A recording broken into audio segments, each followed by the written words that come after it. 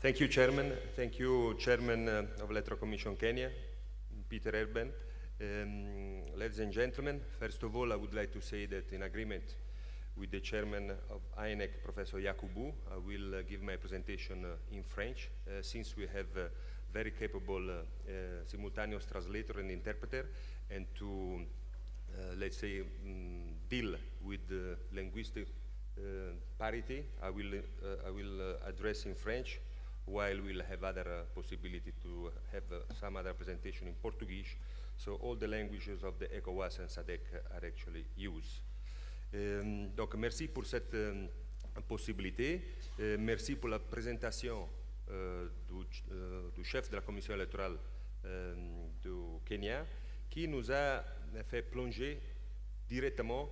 dans les sujets les plus importants de ce qu'on devrait discuter, en sachant qu'est-ce que la technologie peut faire ou peut contribuer pour augmenter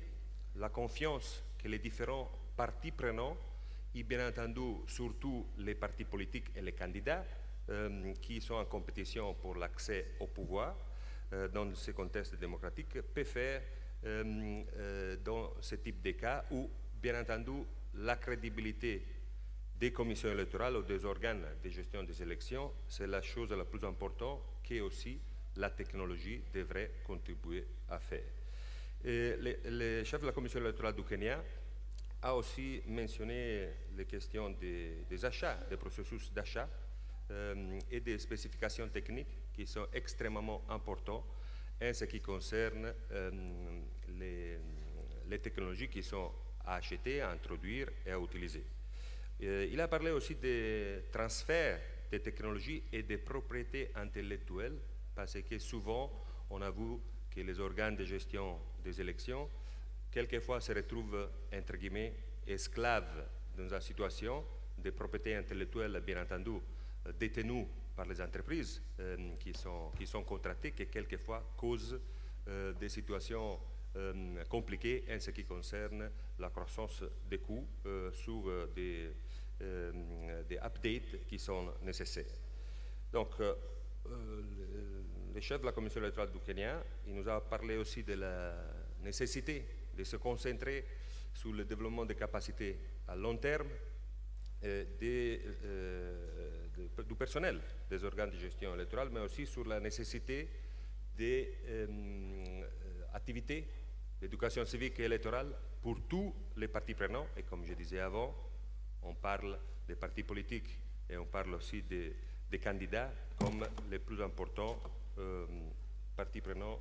qui doivent être pris en considération. Dans ce contexte, j'aimerais bien présenter un peu notre expérience, et mon expérience personnelle aussi dans les dernières 20 ans, je crois, pour travailler avec les différents organes de gestion électorale, surtout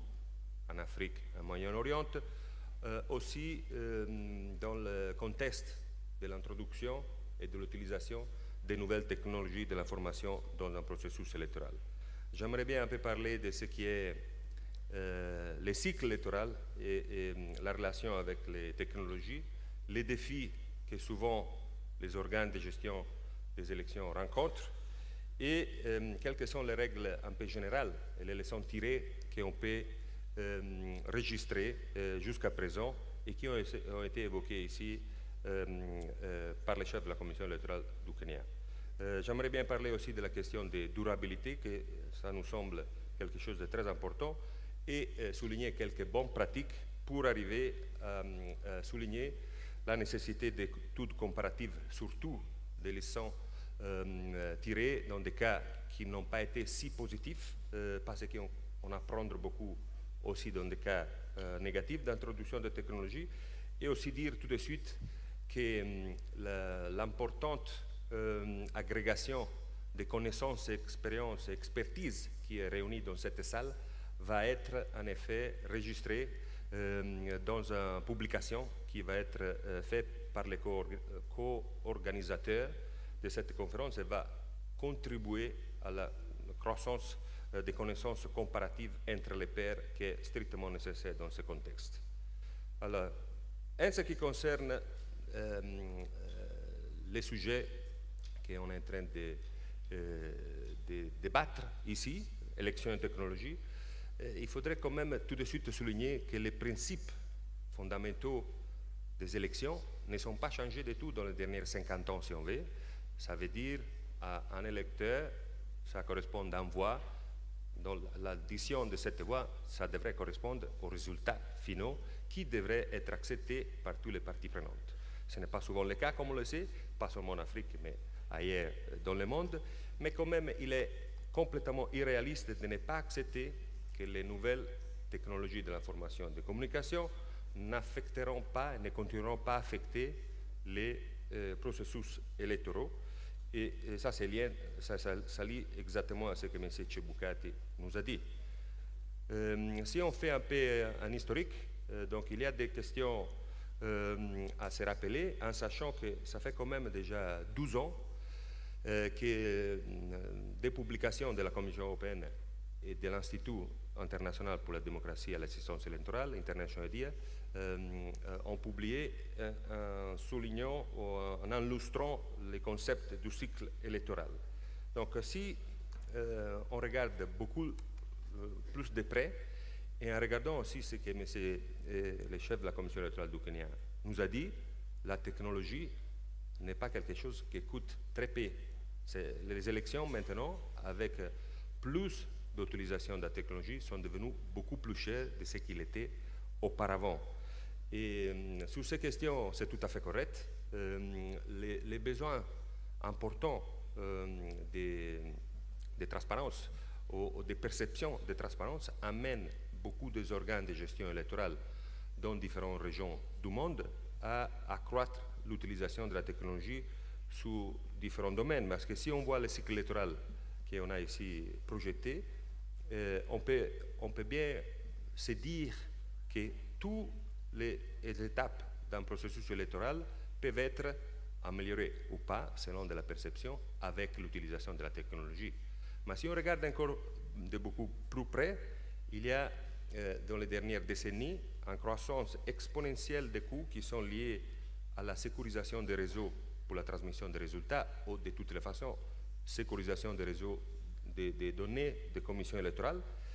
Il y a une croissance des coûts en ce qui concerne l'utilisation satellitaire quelquefois pour la délimitation des circonscriptions, la géolocalisation satellitaire des bureaux de vote, mais surtout pour l'utilisation de la biométrie, qui est en train d'être utilisée dans les dernières 20-25 ans, de forme très importante en ce qui concerne les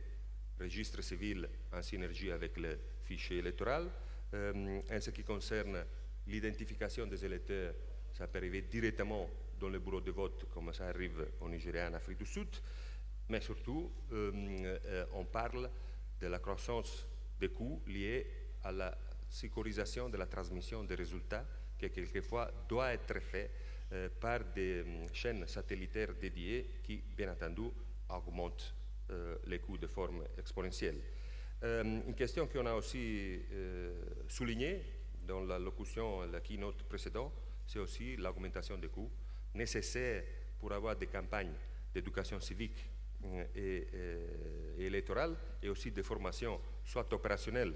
pour le personnel du bureau de vote, mais autrement à long terme pour tout le personnel central des organes de gestion électorale, qui sont très importants. Et pour répondre à M. Chebukati, quand on disait que justement les élections, la démocratie n'est pas un exercice économique, j'ai été toujours, comme je dirais, attiré par une phrase que l'ancien commissaire aux affaires étrangères et politiques de la Commission européenne, Chris Patten, nous disait justement quand on devait mettre sur place ou des missions d'observation électorale de l'Union européenne ou autrement des projets d'assistance électorale très importants pour les différents pays partenaires de l'Union européenne qui ne faisaient demande. Donc il disait toujours, c'est vrai, les élections et les missions d'observation électorale et l'assistance électorale sont des activités qui coûtent très cher, mais elles coûtent beaucoup moins cher que la reconstruction après un conflit. Et donc ça, c'est un peu le cas. Bien entendu, les élections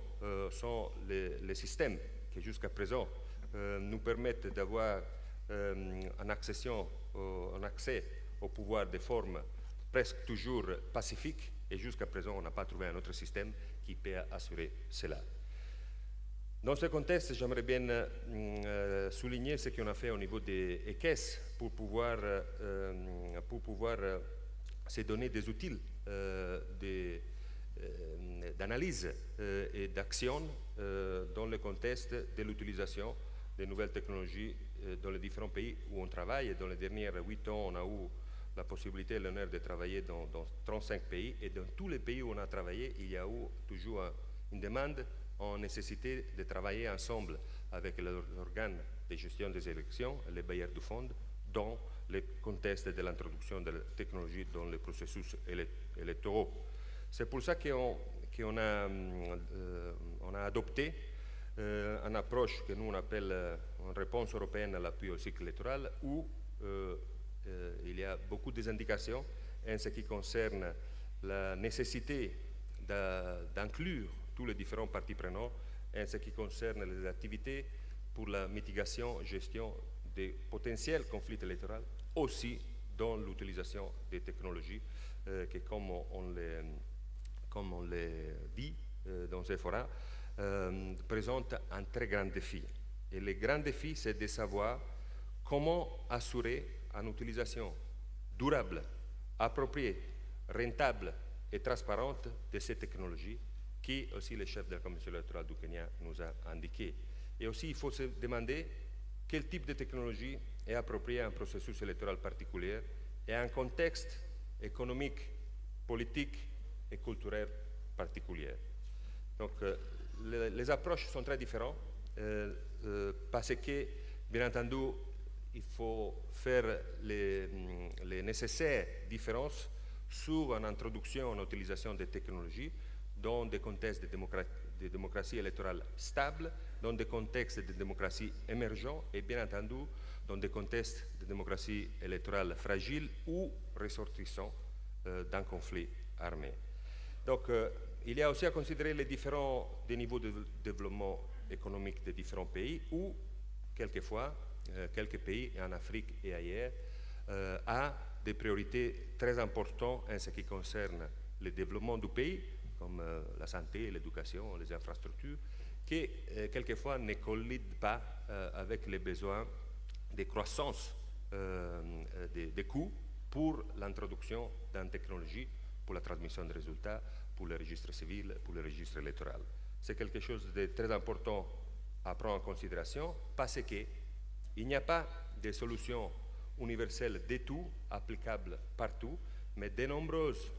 situations différentes qui nécessitent de nombreuses solutions différentes. Et il y a un mythe qu'il faudrait essayer de décrire, c'est le mythe du développement technologique toujours à l'avant, si on utilise encore plus de technologies et que donc de forme automatique, un processus électoral qui utilise plus de technologies et un processus électoral qui est plus transparent, où les parties prenantes ont tendance en effet à accepter les résultats plus facilement. Ça, c'est extrêmement non vrai, c'est faux, parce que on a plusieurs exemples qui peuvent nous démontrer le contraire. Dans le contexte, par exemple, de l'Inde et du Brésil, il y a une utilisation du vote électronique depuis des décennies maintenant qui est extrêmement bienvenue par tous les parties prenantes, et il n'y a pas vraiment de discussion sur l'acceptation des résultats qui sont en effet produits des machines de vote électronique et qui sont utilisées sur chaque bureau de vote. Par contre, il y a des autres contextes. Je parle d'un exemple hollandais où pour 20 ans on a utilisé des machines à vote électronique dans des bureaux de vote, et vu qu'ils ont lancé tous les années, ils lancé un contexte pour des hackers universitaires pour prouver ou ne pas prouver que le système était fiable, eh bien, il y a quelques années, cette contexte a produit en effet la démonstration claire que les systèmes que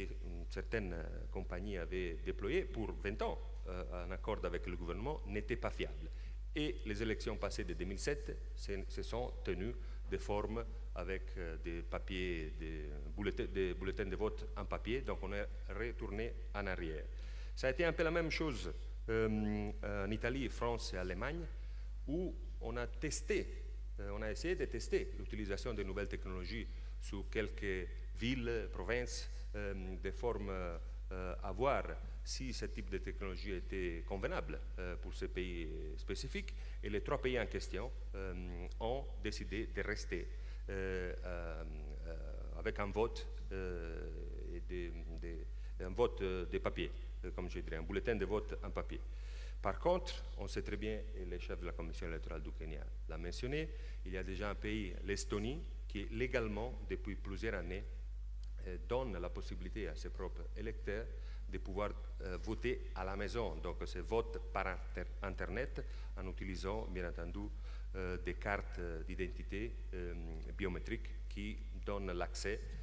et le droit de voter à la maison. Donc dans ce contexte, moi je dirais que tous les efforts qui visent à aborder la question de l'utilisation croissante de la technologie dans les processus électoraux doivent prendre en considération la nécessité de la légitimisation et de l'acceptation des résultats par tous les parties prenantes. Et ce type de question peut être fait seulement si les organes de gestion des élections concernés ont en effet une crédibilité, ils ont une confiance qu'ils ont développée au fil des années, où les différents parties prenantes respectent, et donc en utilisation de la technologie ne sera pas considéré comme quelque chose pour compliquer ou élitiser encore plus le processus, mais sera considéré comme une étape importante vers la transparence de ce processus électoral. J'aimerais bien aussi souligner que dans le contexte de l'introduction de technologies, l'importance de se donner assez de temps pour pouvoir tester, choisir, introduire une nouvelle technologie sur n'importe quel type d'étape du processus électoral, c'est très important. De forme générale, nous, on a l'habitude de dire que s'il y a une introduction nouvelle dans la technologie, dans une étape d'un processus électoral, il faudrait quand même considérer 12-18 mois au moins avant de se lancer sur ce type de questions, si bien entendu on a le budget disponible et bien planifié pour le faire. Par contre, s'il y a un upgrade, une amélioration technologique à faire sur un processus qui a été déjà fait, le temps se réduit de forme très importante, sauf qu'il faut considérer les propriétés intellectuelles des différents, par exemple, logiciels. Faisons un exemple sur les registres, sur les fichiers électoraux, donc sur tout ce qui est l'identification biométrique, et donc si le logiciel spécifique n'est pas de propriété intellectuelle de l'organe de gestion des élections en question, eh bien les coûts seront très importants parce qu'il faut faire recours à l'entreprise qu'on avait avant recrutée pour faire ce type de travail, qui bien entendu chargera les coûts commerciaux pour faire ce type de travail. Donc, se donner le temps d'introduire la technologie, elle est très important. Et donc, j'aimerais bien passer à indiquer ce qu'en principe, de forme générale, on peut se donner des règles générales sur ce que la technologie devrait être et ce que la technologie ne devrait pas être. Donc, un des points les plus importants, c'est la mise en œuvre ponctuelle et progressive de la technologie dans le processus électoral que je venais d'évoquer. Une technologie doit être absolument conforme au cadre juridique national pour les élections, et quelquefois on a observé qu'une fois qu'on a acheté, on a décidé sur l'utilisation de la technologie, on a dû faire face à l'harmonisation avec le cadre législatif dans un spécifique pays parce qu'on n'y avait pas pensé avant. Quand on parle d'une technologie opérationnellement appropriée, c'est bien entendu parce que tout le contexte doit être pris en considération, et une technologie qui travaille au Nigeria ne peut pas travailler de la même façon au Mozambique, en Italie ou en Namibie. Donc ça, c'est très important. Une technologie qu'on introduit devrait être rentable parce qu'ici, on parle d'une augmentation des coûts très importants quelquefois de forme exponentielle pour la première utilisation. Et donc, si on ne prend pas les mesures nécessaires pour pouvoir conserver ce type de technologies qu'on a achetées, on risque de les voir en effet périmer assez rapidement. Et donc, ça c'est une question très importante à prendre en considération. Il faut aussi dire qu'une technologie devrait certainement, quand on la sélectionne, pouvoir augmenter la perception de la transparence dans le processus électoral. Je souligne la perception parce que bon, dans tous les cadres de notre vie, la perception est toujours ou souvent plus importante que la réalité. Mais dans le cas des élections, c'est sûrement plus important que la réalité. Donc il faut être perçu de faire un travail plus transparent qu'auparavant et c'est quelquefois plus important de la réalité. Donc une technologie devrait être bien entendu durable sur le long terme, mais j'aimerais bien souligner ce que le chef de la commission électorale du Kenya nous a dit dans son allocution et que donc c'est très important que dans le cadre légal kenyan, ils ont pris bien soin d'indiquer dans la loi électorale qu'est-ce que ça doit être en technologie. Et donc il nous a bien dit qu'une technologie doit être secure, simple, accurate, je ne sais pas comment on traduit en français, vérifiable et accountable. Et ça c'est très important parce qu'en effet elle reprend tous les principes de ce qu'une technologie devrait être en considérant, comme je dis, les différents exemples que dans les différents pays on a adoptés, par exemple sur le vote électronique que j'ai évoqué auparavant. Donc, en passant à ce que la technologie ne devrait pas être, bien entendu, une technologie introduite, sélectionnée, déployée, ne devrait pas surtout être poussée par des intérêts des fournisseurs et des donateurs. Bon, ici, on est dans une conférence des spécialistes. On peut se le dire, bien entendu, les différentes entreprises de technologie, ils font leur travail commercial, bien entendu, et donc ils déploient tous les moyens nécessaires, aussi en essayant quelquefois d'utiliser leur réseau diplomatique des pays de provenance pour pouvoir, bien entendu, pérorer leur cause et donc gagner le plus de contrats possible. Il y a quelquefois quelques bailleurs de fonds aussi qui aimeraient bien, dans un contexte d'un processus d'achat qui ça doit être international, voir quelquefois les entreprises de leur drapeau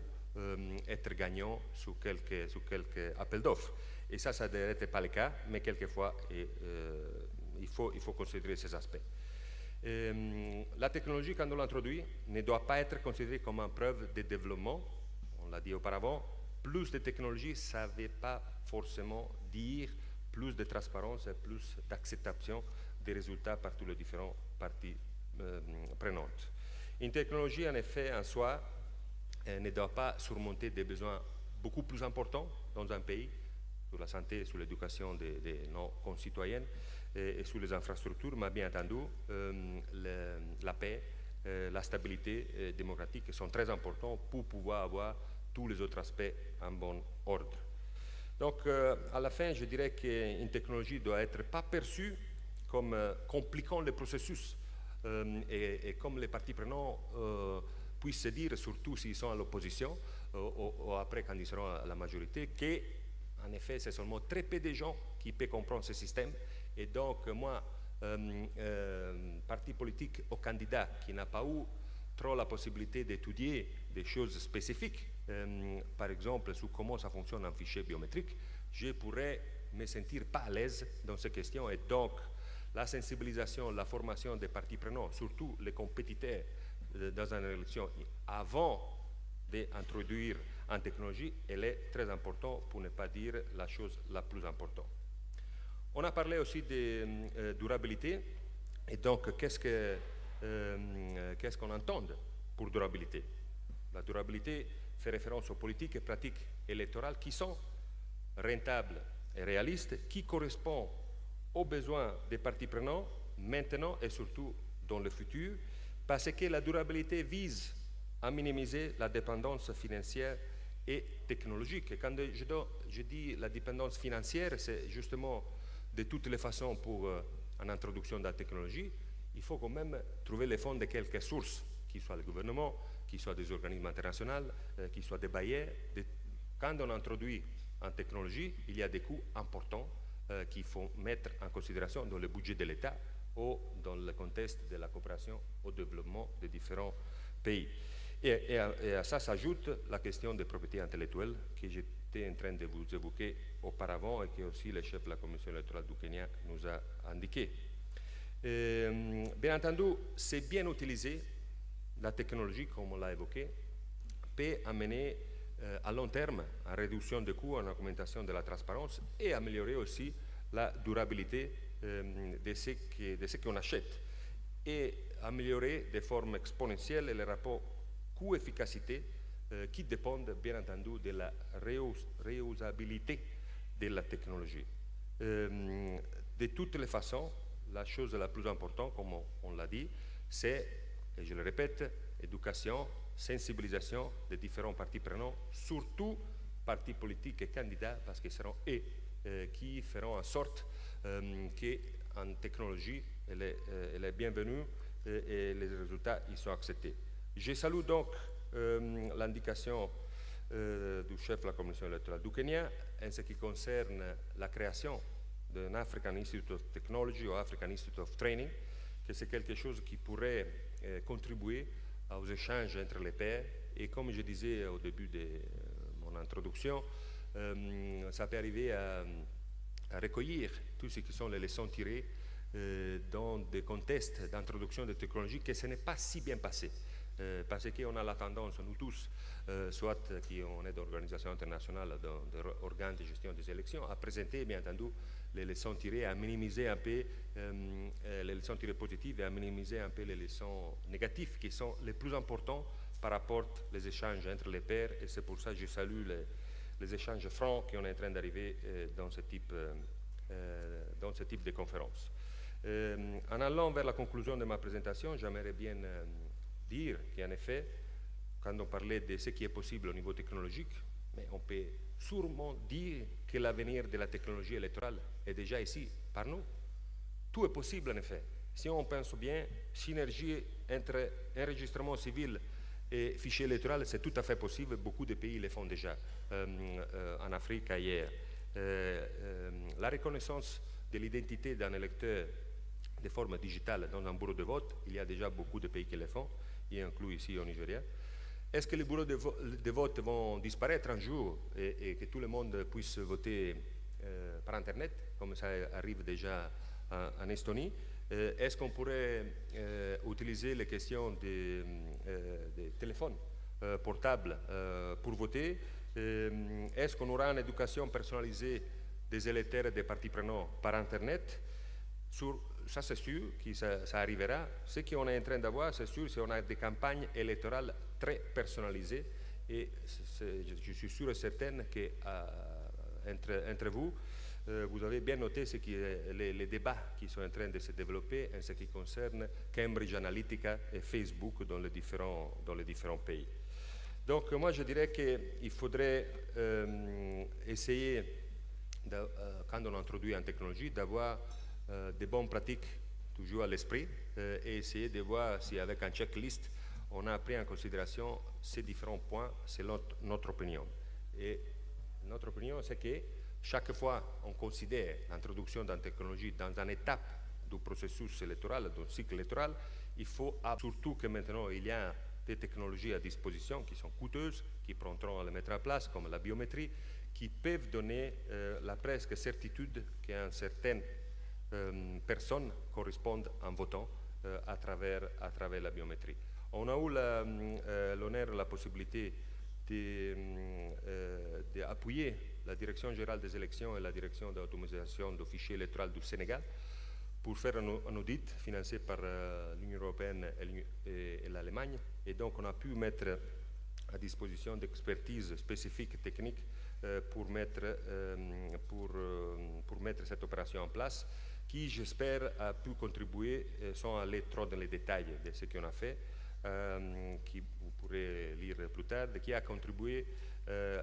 au moins à ce qui est la compréhension de comment ça fonctionne un registre électoral biométrique en suivant l'expérience que le Sénégal avait déjà fait pour le processus électoral précédent, qui s'était avéré positif et que donc les autorités sénégalaises ont voulu répéter pour le processus électoral en cours. Je terminerai disant que les études comparatives et en formation et éducation civique sont très importantes, surtout dans le contexte de ce qu'on est en train d'avoir ici, comme cette conférence entre tous les organes de gestion électorale de la SADC et de l'ECOWAS, et que donc il y a dans le contexte de ce qui a été mentionné sur African Institute of Technology, African Institute of Training, la formation à distance, quelquefois, elle est très nécessaire parce qu'elle est moins coûteuse et on sait très bien que les organes de gestion électorale ils sont très occupés à faire leur propre travail et c'est très difficile de se déplacer pour pas mal de temps dans les différents pays pour suivre des formations. C'est pour ça que dans ce contexte, au niveau du Centre européen d'appui électoral, on a pu établir un partenariat avec l'Institut de formation et de la recherche des Nations Unies et International DIA, l'Université de Sant'Anna, pour en effet conseiller de considérer de suivre ce type de master en administration électorale, qui est le seul qui existe au niveau global, qui n'est pas un produit des caisses de tout, c'est un produit de ces trois organisations que je viens de dire, mais c'est quelque chose qu'on a bien aimé mettre sur place et offrir aux différents organes de gestion électorale parce que c'était un rêve de notre premier président, l'abbé Apollinaire Malou Malou, qui en effet, même avant de passer à notre vie, nous avait indiqué la voie de pouvoir offrir aux différents organes de gestion électorale des moyens de se former et de se professionnaliser de forme académique. Et bien, donc on avait commencé à le faire dans les années 2012-2014. Donc pour plusieurs questions, on n'a pas, nous, et qu'est-ce on n'est pas arrivé à compléter l'œuvre, mais on a été bien content de s'associer avec ces trois organisations très réputées qui ont mis sur place cette formation en ligne à distance qui vous a été aussi délivrée dans les différentes documentations que vous avez eues. Et donc, je pourrais dire ici aujourd'hui que le rêve de notre premier président, l'abbé Apollinaire Malou Malou, est en effet réalisé. Merci beaucoup pour votre attention.